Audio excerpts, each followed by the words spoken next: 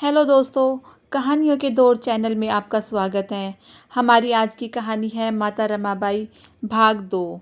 भाग 1 में हमने जाना था माता रमाई के बचपन से लेकर उनकी शादी तक का सफ़र, कि उन्होंने कितने कष्टों में रहते हुए पूरी जिम्मेदारी से अपने पति और परिवार का साथ निभाया। अब इससे आगे की कहानी शुरू करते हैं। मैं पड़ोसियों से मांगकर जीने की बजाय भूखी रहना ज़्यादा पसंद करती हूँ। इतना उच्च कोटि का स्वाभिमान माता रमाई में था। कहते हैं ना, जब तक हमारे जीवन के आदर्श ऊंचे नहीं होंगे तब तक हम जीवन की ऊंचाइयों को नहीं हासिल कर सकते। हम अपने लक्ष्य तक नहीं पहुंच सकते। जितने कठोर परिश्रम और परीक्षा उतने ही सफल परिणाम। यही दुनिया की रीत है। सिडेनम कॉलेज के वक्त की एक घटना है। बाबा साहब रमाबाई से कहते हैं, रामू, मेरे पगार के दिन नज़दीक आ रहे हैं। 2-4 दिन में पगार मिल जाएगी।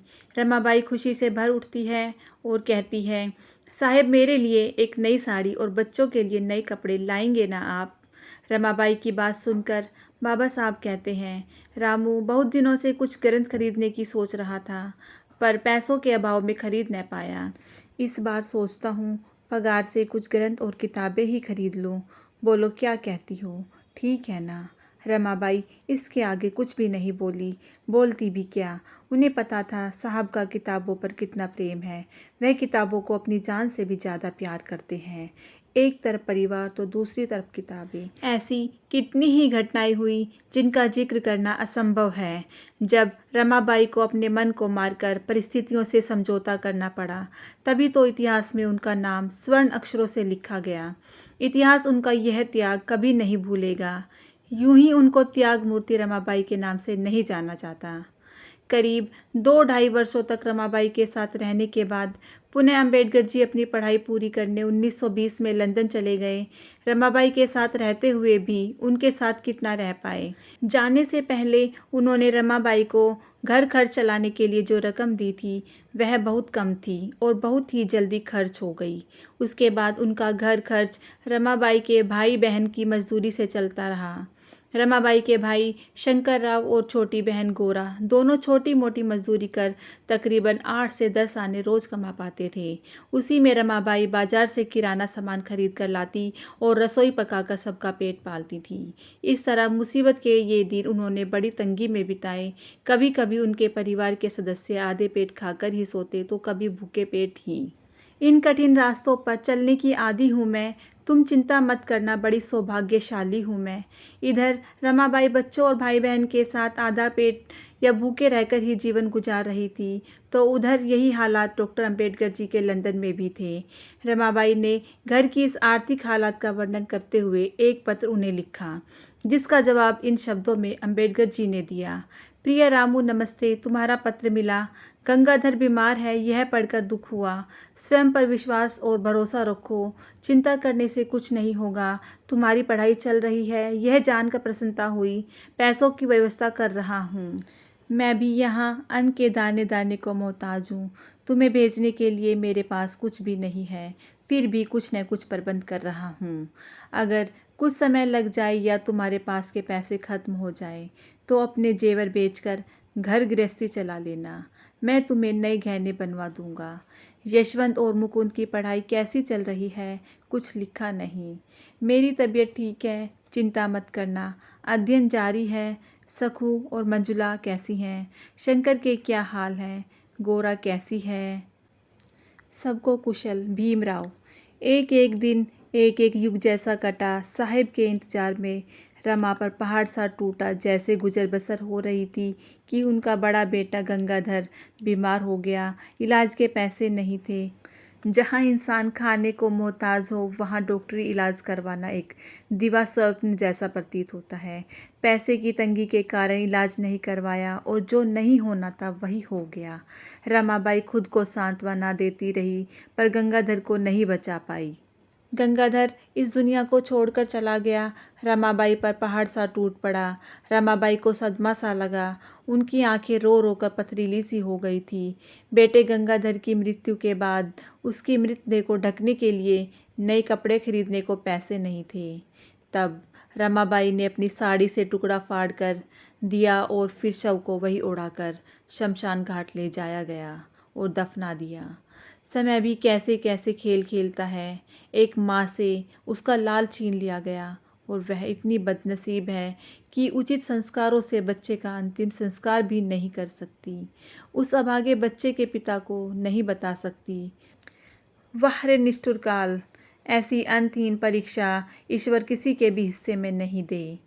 काल ने समय समय पर जो विष रमाबाई को दिए उसे अमृत समझकर वह पी गई। बेटा खोने का दुख वह अकेले ही निगल गई। शायद इसी में समझदारी थी। यह बात माता रमाबाई ने बाबा साहब को नहीं बताई। इस बीच बाबा साहब का एक खत उन्हें प्राप्त हुआ। नानक चंद्रतु बाबा साहब के बहुत करीबी थे। उन्होंने खत पढ़ते हुए कहा, बाबा साहब कहते हैं कि रमा, मैं यहाँ अगर एक वक्त का खाना खाता हूँ तब भी मेरा काम नहीं चल पा रहा है। मैं अपना जीवन बड़ी मुश्किल से व्यतीत कर रहा हूँ। मैं अपना सुबह का नाश्ता दोपहर में करता हूँ और शाम को मैं पानी पीकर अपना काम चला रहा हूँ। मैं जानता हूँ कि तुम्हारे सामने भी बहुत विकल परिस्थितियाँ हैं। तुम्हारे पास 5 बच्चे हैं और आमदनी का भी कोई साधन नहीं है। फिर भी अगर हो सके तो कुछ पैसा भिजवा देना। रमाबाई की चिंता दिनों दिन बढ़ती ही जा रही थी। पैसे का बंदोबस्त करना कुछ आसान काम नहीं था, पर रमाबाई कहाँ हार मानने वाली थी। हार मानती वह रमाबाई कैसी। माता पिता और ससुर राम जी ने रमा को वज्र जैसा कठिन और कठोर बनाया था। रमाबाई ने बड़ी मुश्किल से कुछ पैसा इकट्ठा किया, लेकिन उनकी बेटी इंदु बीमार हो गई। अब रमाबाई के सामने एक बहुत बड़ा सवाल था कि वे उस पैसे से अपनी बेटी का इलाज कराएं या अपने पति को दिए गए वचन को निभाएं। कश्मकश से जिंदगी गुजर रही थी। बहुत सोचा समझा पर कोई हल न निकला। आखिरकार उन्होंने वह पैसा बाबा साहब को भेज दिया और इधर उनकी बेटी इंदु ने भी इलाज नहीं होने के कारण दम तोड़ दिया। रमाबाई पर यह कुदरत का दूसरा बड़ा आघात था। अब तक वे दोनों संतानों को खो चुकी थी। बड़ी दयनीय स्थिति से रमाबाई गुजर रही थी। न बात उगलते बनती थी और न निगलते। आखिर उन्होंने निश्चय कर लिया कि यह बात भी बाबा साहब को नहीं बताई जाए, जिसके पीछे का मकसद यह था कि अगर बाबा साहब को संतानों के गुजरने की बात पता चली तो वे पढ़ाई अधूरी छोड़कर वापस आएंगे, जो कि रमाबाई बिल्कुल नहीं चाहती थी। इसलिए उन्होंने छाती पर पत्थर रखा और नतीजा यह हुआ, बाबा साहब पढ़ते रहे।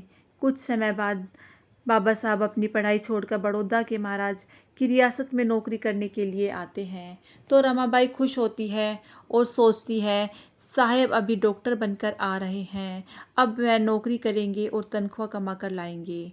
अब तो अपने बच्चों को मैं भरपेट खाना खिलाऊंगी। अब तो मेरे दिन बदल जाएंगे। पर नियति को कुछ और ही मंजूर था। बाबा साहब ने बड़ौदा महाराज के दफ्तर में नौकरी करना चालू किया, पर जातिगत भेदभाव उनका इतनी जल्दी कहाँ पीछा छोड़ने वाला था। यहाँ तो चपरासी भी फाइल डंडे से उठाकर देता था। बाबा साहब कहते हैं, यह क्या बदतमीजी है, तुम एक चपरासी होकर मेरे साथ ऐसा व्यवहार क्यों कर रहे हो। तब चपरासी बोलता है, आम्बेडकर, तुम पढ़ लिख कर जरूर आए हो, लेकिन इसका मतलब यह नहीं है कि तुम हमारी बराबरी करोगे। बाबा साहब ऐसे अपमानजनक स्थान पर और अधिक नौकरी नहीं कर सकते थे और वही हुआ। बाबा साहब ने 11वें ही दिन अपनी नौकरी से इस्तीफा दे दिया और घर जाने के लिए बड़ौदा के रेलवे स्टेशन पर पहुंच गए। बाबा साहब जब नौकरी छोड़कर अपने घर पहुंचते हैं और यह बात रमाबाई को पता चलती है तो रमाबाई को बहुत दुख होता है। घर पहुंचकर वे रमा से कहते हैं, रमा, मैं नौकरी तो करना चाहता था, लेकिन वहाँ का चपरासी मुझे फाइल डंडे में बांध कर देता है, पानी के घड़े को उठाकर अलग रख लेता है और वहाँ के लोगों ने भी मुझे मारने की योजना बनाई थी। मैं ऐसे अपमानजनक स्थान पर नौकरी नहीं कर सकता था, इसलिए मैं नौकरी छोड़कर चला आया। मुझे माफ़ कर दो रमा, मैं तुम्हारी अपेक्षाओं पर खरा नहीं उतरा। रमाबाई बाबा साहब को कहती है, साहेब आपने ठीक किया, आपको जैसा अच्छा लगे आप वैसा काम करें। मैं आपके साथ हूँ। रमाबाई कभी भी बाबा साहब के मन के विरुद्ध काम नहीं करती थी। पति सेवा ही उनकी सच्ची सेवा थी। अपने पति का साथ हर हाल में देना वह अपना धर्म समझती थी। बाबा साहब को अपनी अधूरी पढ़ाई और बड़ौदा रेलवे स्टेशन पर लिए गए संकल्प का ख्याल आता है तो बाबा साहब फिर से विदेश जाकर हम सब की गुलामी का कारण जो हिंदू धर्म के ग्रंथों में लिखा हुआ है उसे खोजते हैं। इधर उनका तीसरा बेटा रमेश भी इलाज के अभाव में इस दुनिया को छोड़कर चला जाता है। इस प्रकार से रमाबाई के 3 बच्चे 1914 से 1917 के बीच कुर्बान हो जाते हैं। रमाबाई के लिए 1913 से मृत्यु का जो तांडव शुरू हुआ था वह रुकने का नाम नहीं ले रहा था। ससुर राम जी की मृत्यु के बाद एक एक करके सब जीजाबाई, आत्या मीराबाई, तीनों बच्चे, आनंदराव का लड़का मुकुंद सब काल के गाल में समाते गए और रमाबाई मूक दर्शक बनकर देखती रही। जब हाथों में कुछ करने लायक न हो तो मौन रहकर सिर्फ देखते रहना ही शायद मुनासिब होता है। बाबा साहब कहते थे, रमा, मैं ज्ञान पिपासुओं की तरह सागर से ज्ञान निकाल रहा हूँ। यही मेरी साधना भी है और तपस्या भी। मुझे और किसी का भी ध्यान नहीं रहता, परंतु यह अंदरूनी ताकत जो मुझे मिलती है उसमें तुम्हारा हिस्सा बहुत बड़ा है। तुम मेरी प्रेरणा हो। तुम अगर न होती, मेरा हौसला न बढ़ाती तो क्या मैं ज्ञान अर्जित कर पाता। तुम मेरा संसार संभाले बैठी हो। तुम्हारे आंसुओं का अभिषेक मेरा मनोबल बढ़ाते हैं। तुम हो तो मुझे घर की चिंता नहीं होती। तुम जैसे तैसे घर परिवार का गुजारा कर लेती हो। इसलिए मैं बेबाक तरीके से ज्ञान के अथाह सागर को ग्रहण कर पा रहा हूँ।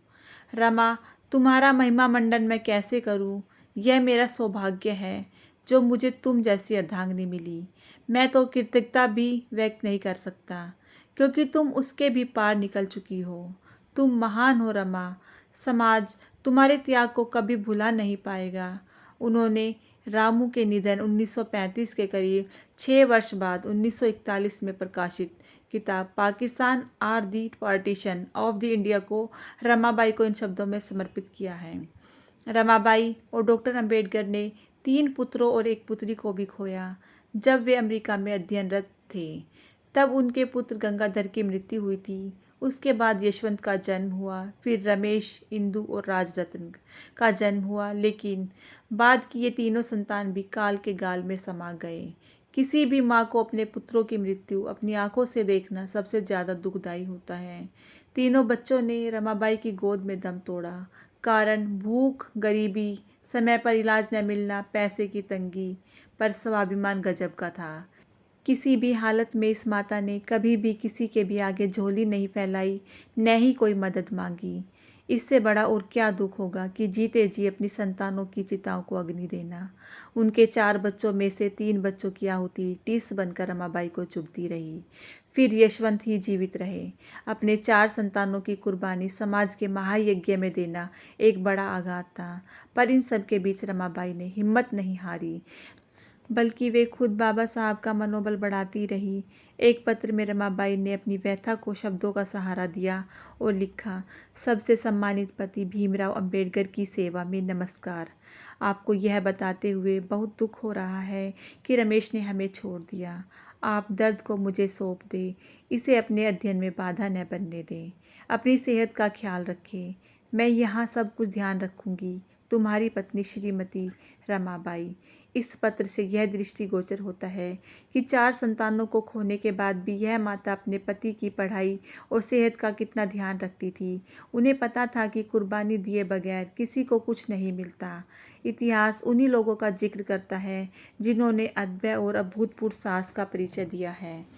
विलायत से डिग्री लेकर बाबा साहब जब मुंबई आए तब उनके स्वागत के लिए लोगों का हुजूम उमड़ पड़ा था। सी पोर्ट जाने के लिए रमाबाई का दिल तो तड़प रहा था, लेकिन फटी साड़ी पहनकर हजारों की भीड़ में कैसे जाती। साहिब की इज्जत आबरू का सवाल था। रमाबाई अपनी गरीबी को ऐसे सरेआम नीलाम नहीं कर सकती थी, पर साहिब के स्वागत का नज़ारा देखना उनकी इच्छा थी। ऐसे में शाहू महाराज ने बाबा साहब को पहनाया हुआ फेटा परिधान कर पोर्ट पर बाबा साहब की एक झलक पाने के लिए रमाबाई गई। साहेब उनको पहचान न ले इसलिए वे भीड़ का हिस्सा बनी, पर साहब भी नज़र के पार की थे। अपनी रामू को इतनी भीड़ में भी उन्होंने ढूंढ निकाला। एक ना दो उनके त्याग के ऐसे कई किस्से हैं जो हमारे दिल को छलनी करते हैं, आंखों में आंसू लाते हैं। इसी बीच बाबा साहब मुंबई की कोर्ट में वकालत कर रहे थे तो उनका चौथा बेटा राजरतन बीमार हो गया। रमाबाई नानक चंद रतू को बाबा साहब को बुलाने के लिए भेजती हैं। बाबा साहब दौड़कर घर पहुंचते हैं और जैसे ही राजरतन को गोदी में लेते हैं वह दम तोड़ देता है। यह घटना 1926 की है। रमाबाई के सब्र का बांध टूट जाता है। आज उनका सबसे छोटा बेटा काल के गाल में समा चुका था। रमा बाबा साहब को कहती है, साहेब बस कीजिए। आपके समाज सुधार की लालसा ने और ज्ञान पाने की लालसा ने मेरा पूरा घर उजाड़ के रख दिया है। मैंने एक एक करके अपने 4 बच्चों को दफन कर दिया है। अब तो बस करिए। बाबा साहब रमा को सांत्वना देते हुए कहते हैं, रमा तुम तो मुझे रो रो कर बता पा रही हो, मैं तो रो भी नहीं पा रहा हूँ। मैं तो रोज़ ऐसे सैकड़ों बच्चों को मरते हुए देखता हूँ। रमा चुप हो जाओ, चुप हो जाओ। रमाबाई कहती हैं, साहेब मैंने आज तक आपकी हर बात को माना है और इस बार भी मान लेती हूँ और चुप हो जाती हूँ।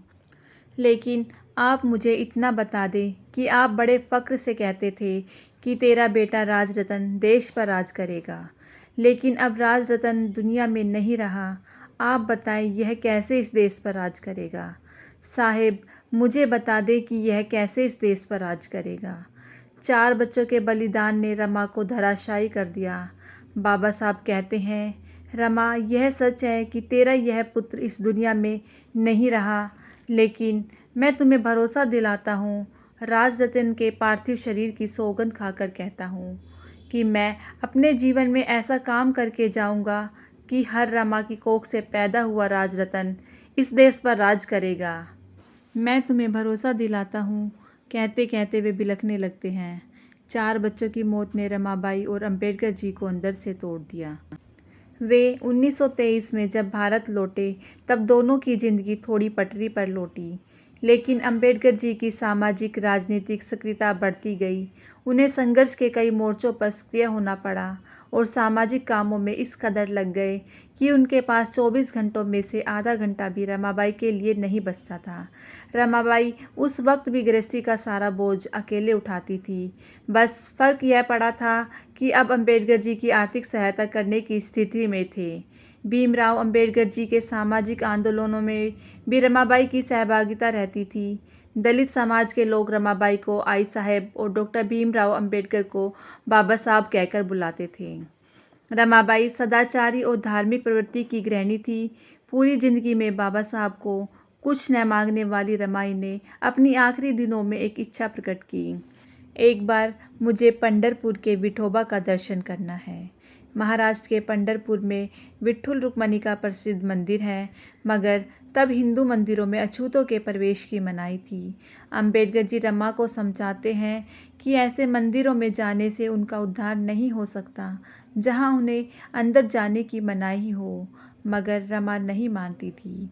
रमा के बहुत जिद करने पर बाबा साहब पंढरपुर ले ही गए, किंतु अछूत होने के कारण उन्हें मंदिर के अंदर प्रवेश नहीं करने दिया गया। विठोबा के बिना दर्शन किए ही उन्हें लौटना पड़ा। इससे दोनों का मन विषाक्त से भर गया। रमाबाई की नज़र में शून्यता भर गई। वे बहुत आहत हो गई। इस पर बाबा साहब रो पड़े और दुख अंतःकरण से कहा, रामू मैं तुम्हारे लिए ऐसा तीर्थ क्षेत्र बनाऊंगा जो सभी मानव जाति के लिए खुला होगा। यह घटना 1935 की है। दुख इस बात का है कि उनके जीते जी न सही पर डॉक्टर बाबा साहब अम्बेडकर जी ने नागपुर में ऐसे तीर्थ क्षेत्र का निर्माण किया जो सभी जाति धर्म बच्चे बूढ़े महिलाओं के लिए खुला है।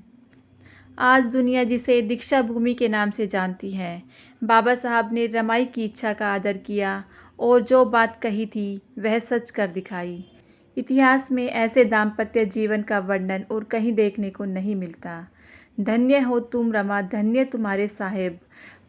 माता रमाई और डॉक्टर अंबेडकर जी ने एक साथ मिलकर समाज के लिए कितना और किस कदर कष्ट उठाया, इसका वर्णन करना बहुत ही मुश्किल है।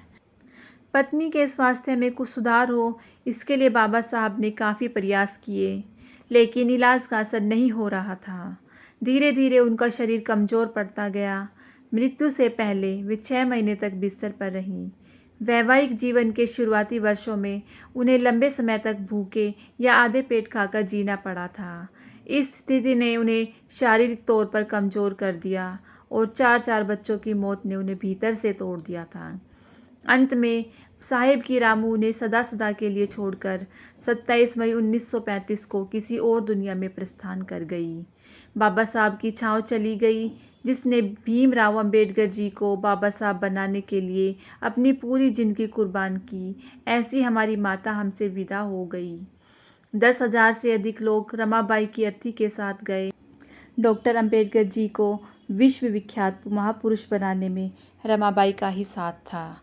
रमाबाई ने अतीव निर्धनता में भी बड़े संतोष और धैर्य से घर का निर्वाह किया और प्रत्येक कठिनाई के समय उनका साहस बढ़ाया। 28 साल तक माता रमाई ने बाबा साहब का साथ निभाया। हर पल साथ निभाने वाली माता रमाई ऐसे ही एक दिन हमेशा के लिए विदा हो गई। माता रमाई उनके घर का ही नहीं अपितु संपूर्ण समाज का अलंकार थी। रमाई के संघर्ष की प्रेरणा से प्रेरित होकर हमें अपने घर और समाज का पुनर्निर्माण करना होगा और इसे सुसंस्कृत समाज बनाने में योगदान देना होगा। माता रमाई का बलिदान किसी भी सूरत में व्यर्थ नहीं जाना चाहिए। माता रमाई स्वर्ण थी, पर जीवन की आग में तपकर वह कुंदन बन चुकी थी। एक ऐसा कुंदन जिसका ओरा ब्रह्मांड की चारों दिशाओं में फैल चुका था और अपनी सुनहरी आभा से सबको दैदीप्यमान कर रहा था। आशा है कि माता रमाई हमारे जीवन में सदा दीपक की भांति जीवन ज्योत बनकर पथ प्रदर्शित करती रहेंगी। ममतामयी माँ जीवन का प्रकाश मान कर गई। धन्य है वह बच्चे जिन्हें आप जैसी माँ मिल गई। दोस्तों, कैसी लगी आपको माता रमाबाई की यह कहानी? अगर अच्छी लगी हो तो मेरे वीडियो को लाइक, शेयर और मेरे चैनल को सब्सक्राइब कीजिएगा। और अगर आपने भाग 1 नहीं देखा है तो डिस्क्रिप्शन में जाकर लिंक को ओपन करके मेरा वीडियो ज़रूर देखें। कहानी सुनने के लिए बहुत बहुत धन्यवाद।